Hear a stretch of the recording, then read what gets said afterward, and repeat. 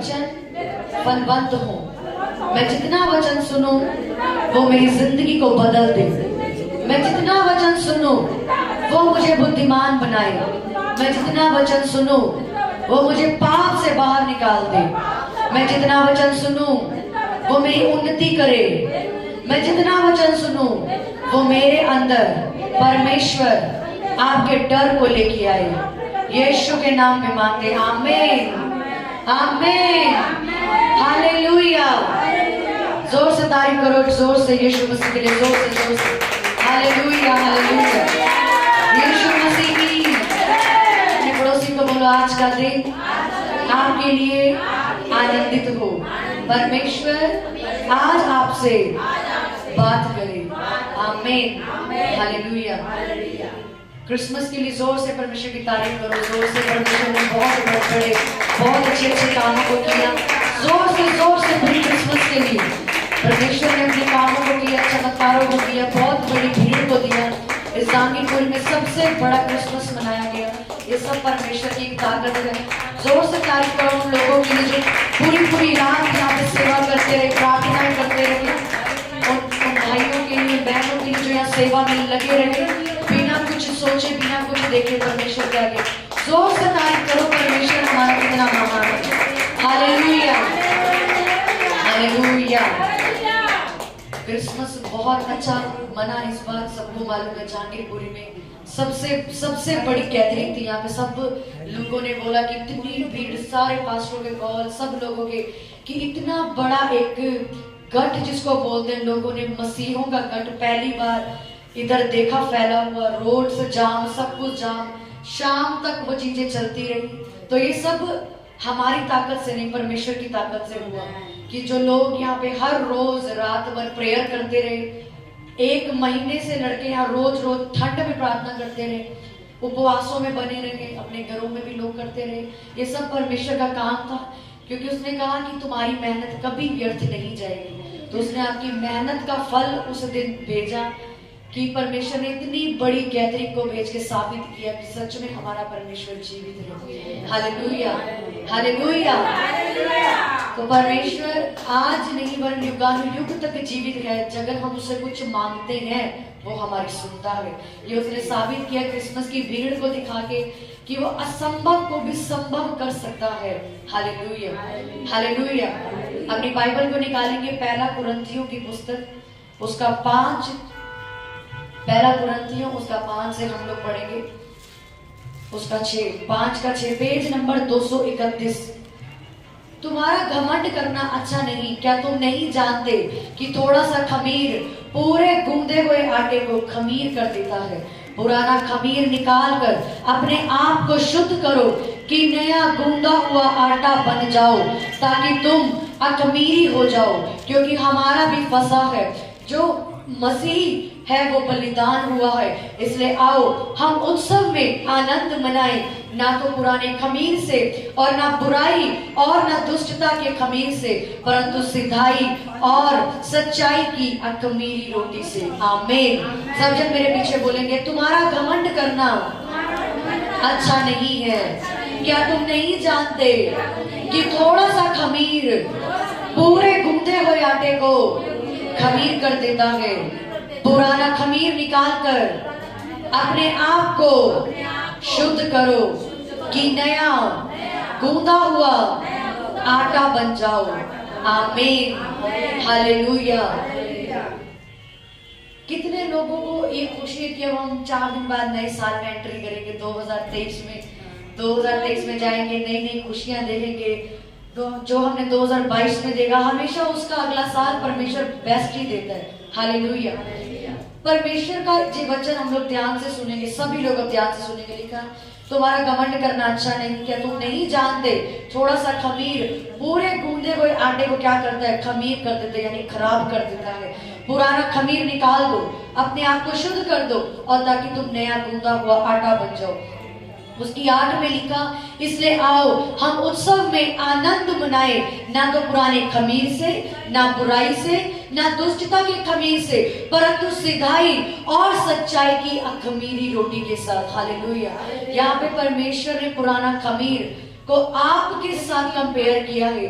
हम लोग जब अपने घर में आटा गूंथते अपने घर में आटा, हम ताजे आटे को पुराने वाले आटे से हमेशा अलग रखते हैं, ताकि जब वो पुराना आटा उसके साथ मिलाएं तो क्या होता है, वो आटा खराब हो जाता है क्योंकि वो बासा आटा है। यहाँ पे परमेश्वर ने कहा पुराने खमीर को ताजे आटे के साथ मत मिलाओ, ऐसा ना हो कि तुम्हारा जो ताजा गूंदा हुआ आटा है वो भी खराब ना हो जाए।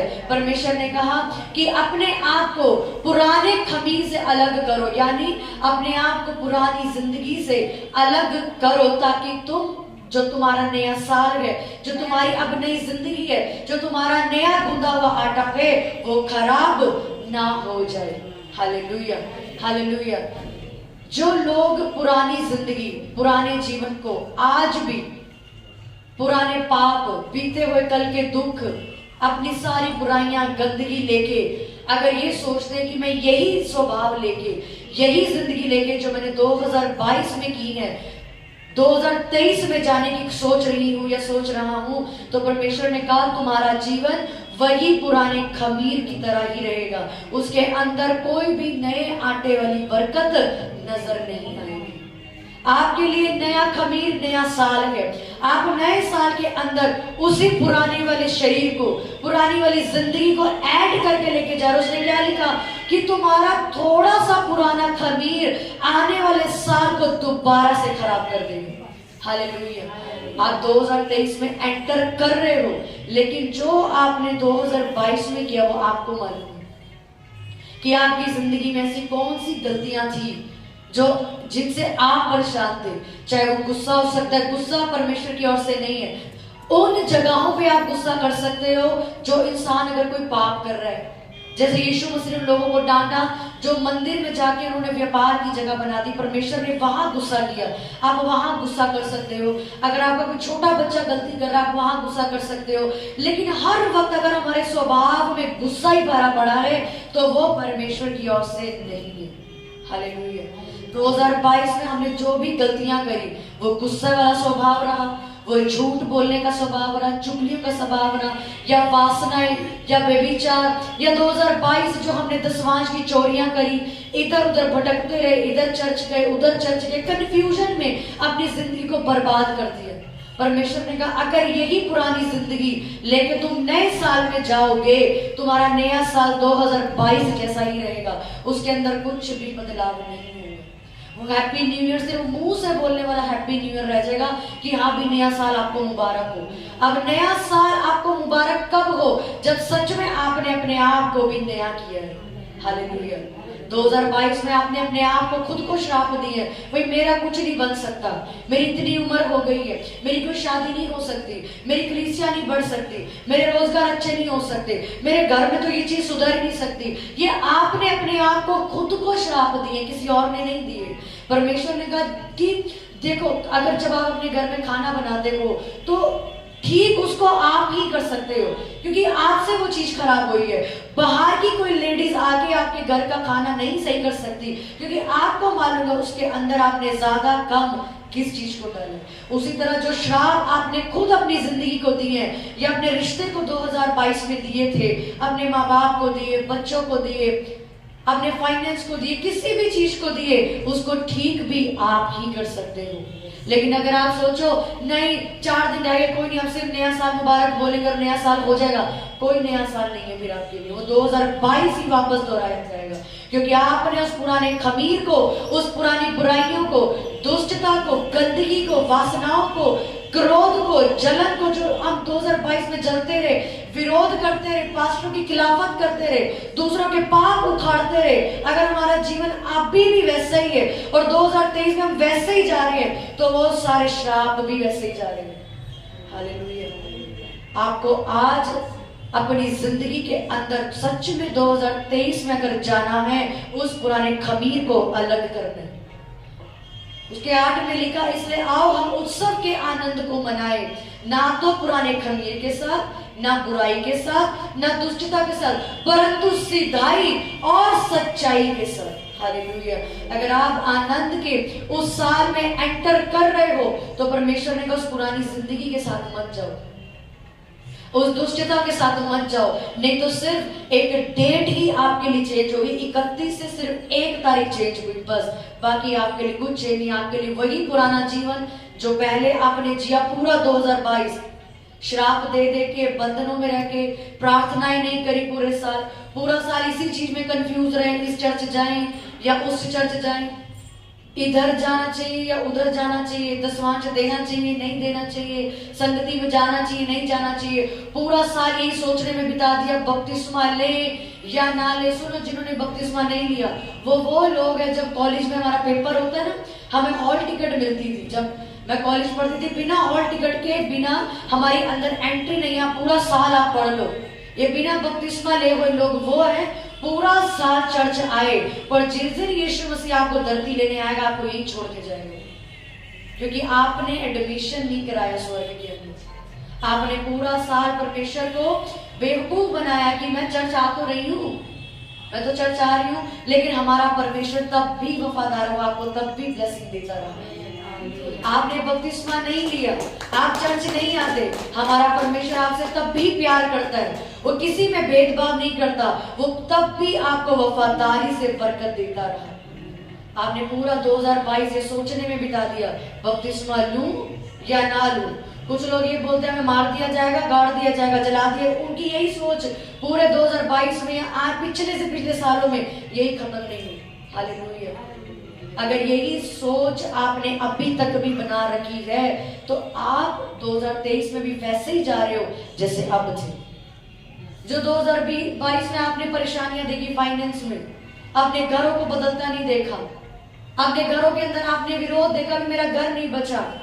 क्यों नहीं बचा? क्योंकि आपने प्रार्थना ही नहीं की 2022 में, अपने बारे में सोचते रहे कि मेरे को पढ़ाई ज्यादा जरूरी है तो मैं प्रेयर क्यों करूं, मेरे को नौकरी पे जाना है मैं चर्च क्यों जाऊं, मेरे को 200 रुपए ज्यादा कमाने में संडे की छुट्टी मार लूं। पूरा साल हमने वेस्ट कर दिया, इधर उधर की बातों में वेस्ट कर दिया, झूठ बोलने में, खिलाफतों में, जलन करने में, चुगलियां करने में, कंफ्यूजनों में वेस्ट कर दिया, व्यभिचार करने में वेस्ट कर दिया, वासनाओं में वेस्ट कर दिया, गलत लोगों की बातें सुन सुन के वेस्ट कर दिया, नकारात्मक सोच को मन में घुसा के वेस्ट कर दिया। परमेश्वर ने कहा अपने आप को पुराने खमीर से क्या करो, अलग करो। वो पुरानी जिंदगी आपकी जलन, नफरत, झूठ, गालियां, गुस्सा, आलस कि मैं क्यों जाऊं चर्च, आलस, खिलाफते करना, शक करना, बदतमीजी करना। 2022 में अगर हमने अपने पेरेंट्स से बदतमीजी करी, वैसे 2023 में भी बदतमीजियां करते जा रहे हैं। वो कहता तुम आज भी वही हो। हालेलुया, तुम आज भी वही हो। परमेश्वर ने बाइबल के अंदर सास, ससुर, बहू, दामाद ऐसा कोई शब्द नहीं दिया। पढ़ा आपने कोई शब्द? उसने सिर्फ बेटा, बेटी, माँ और बाप यही शब्द दिए। अगर हमारी शादी हो गई तो हमारे जो माँ बाप है वो हमारे ही माँ बाप है, वो कोई सास ससुर नहीं है, वो हमारा माँ बाप है। अगर इंसान इस चीज को समझे कि ये मेरी ही माँ है, जैसे मैं अपनी माँ को प्यार करती थी मुझे इससे भी प्यार करना है, मैं अपने भाई बहन को प्यार करती थी मुझे अपने नंद और देवर से भी प्यार करना है, ना कि वो सास ससुर उससे बदतमीजी करे, वो देवर और जेठों से बदतमीजी करे। तो परमेश्वर कहता तुम मेरे योग्य नहीं हो, क्योंकि तुम्हारे अंदर मसीह का प्यार नहीं है। तुम अभी भी अन्य जातियों की तरह सोचते हो, ये मेरी सास है, मेरी माँ तो अलग है, ये सास है, इससे ऐसा प्यार क्यों करूं। Hallelujah, hallelujah. इसलिए जो चीजें 2022 में करी, परमेश्वर ने कहा जो लोग अपने पेरेंट्स की इज्जत नहीं करते, वो आपकी सास हो, रियल वाले पेरेंट्स हो, कोई भी इज्जत नहीं करते, वो कभी धरती पे सफल नहीं होते, वो लंबी उम्र नहीं जी सकते, कोई बरकत उनको फॉलो नहीं करती कभी भी, जो लोग इज्जत नहीं करते। हालेलुया। इसलिए 2022 में जो हुआ उसे यही छोड़ के, यही हटा के, अपने गुनाहों की क्षमा मांग के, पश्चाताप करके 2023 में एंटर करो। पुराने खमीर को अगर आप नए साल में लेके जाओगे तो उसने कहा तुम्हारा नया गूंदा हुआ आटा भी सड़ जाएगा। जो आपने किया उसको मत दोहराना। हालेलुया। जो तैयार हो अपनी सारी गंदगी को इसी साल में छोड़ने के लिए। जरूरी नहीं है कि हमने गलतियां नहीं करी, हमने भी ऐसी गलतियां करी जो हमें नहीं करनी चाहिए। हम भी परमेश्वर को कहते कि प्रभु हम इसी साल उस चीज को छोड़ते हैं जो हमने पूरा साल की, क्योंकि हम नहीं चाहते हमारा 2023 भी वैसा ही हो जाए जैसा 2022 था। अगर आप चाहते हो आपके परिवार इस 2023 में बचे, तो जो आपने 2022 में नहीं किया, प्रार्थनाएं नहीं की, बपतिस्मे नहीं लिए, स्टैंड नहीं लिया परमेश्वर के लिए, वो आपने अब लेने। हालेलुया। हमने हाथों को उठाओ, बोलो परमेश्वर, जो कुछ भी मैंने 2022 में किया, जो गलतियां की, जो बुराइयां की, जाने अनजाने में जो भी मुझसे पाप हुए हैं, जिनकी वजह से मैंने 2022 में अपनी जिंदगी में रुकावटों को देखा है, परेशानियों को देखा है, असफलताओं को देखा है, मैं नहीं चाहती वो पुराना खमीर मेरे नए साल को खराब कर दे, मेरे नए जीवन को खराब कर दे, या मेरा नया साल दोबारा से उस पुराने साल जैसा ही हो जाए। मैं नहीं चाहती। मैंने आज वचन को जान लिया कि परमेश्वर तू ये चाहता है हम अपने आप को पुरानी जिंदगी से अलग कर ले, पुराने पाप से, बुराइयों से, खिलाफतों से, व्यभिचार से, उस दुष्टता की बातों से अलग कर ले। तो मैं तैयार हूँ, मेरा परिवार तैयार है। मैं आज के वचनों के द्वारा मेरे परमेश्वर तैयार हूँ। हे परमेश्वर, जो तू मुझे सामर्थ देता है, मैं उसमें सब कुछ कर सकती हूँ। मेरे परमेश्वर मुझे सामर्थ दे, मैं वो गलतियां आज के बाद कभी ना दोहराऊं। हे परमेश्वर मुझे हियाव दे, मुझे हिम्मत दे, मुझे शुद्ध कर, मुझे अपने लहू से धो दे, मुझे माफ कर दे, मुझे साफ कर दे, ताकि मेरे द्वारा मेरा परिवार भी आज पुरानी जिंदगी से बाहर आ जाए, बाहर आ जाए, बाहर आ जाए। इस वचन के द्वारा मैं और लोगों की अगुवाई कर सकूं। हे परमेश्वर मुझ पे दया कर। ये वचन मेरी जिंदगी में 1000 गुना फलों को लेके आए। शैतान की शक्तियां इन वचनों को मेरे जीवन से चुराने ना पाए, चुराने ना पाए, चुराने ना पाए। यीशु के नाम में मांग रहे हैं, आमीन।